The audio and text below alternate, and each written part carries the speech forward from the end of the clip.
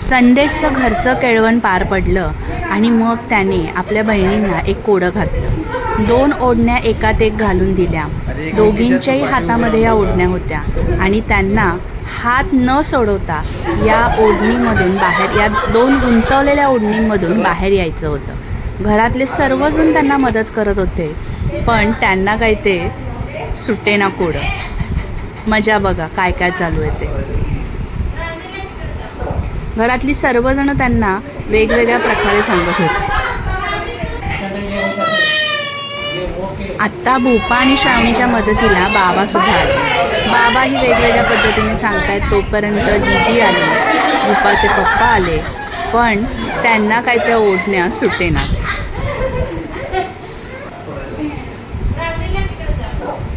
ही सर्व थट्टा मस्करी चालूच होती.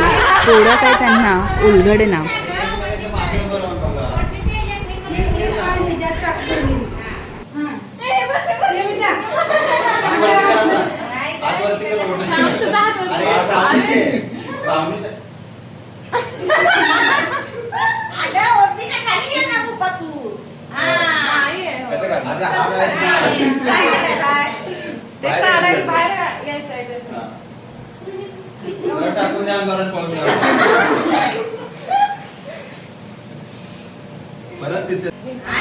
आता पुन्हा एकदा भूपा आणि श्रावणीच्या मदतीला त्यांची दीदी आली, पण तिलाही काही ते जमेना आणि त्यांचा दादा सांगत होता कुणाचीही मदत घ्या, पण हे कोडं उलगडून दाखवा.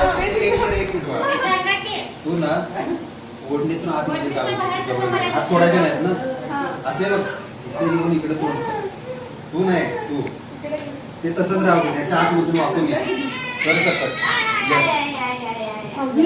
ते पण वरती कर ना, हात सोडायचे नाही. तुझा हात खाली कर.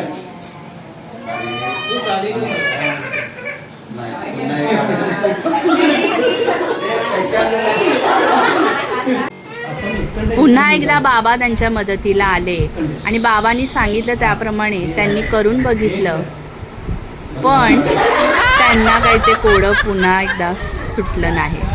आणि हे जे कोडं दादाने घातलं होतं ते शेवटपर्यंत त्यांना सुटलंच नाही. पण घरातल्या सगळ्यांनी खूप एन्जॉय केलं.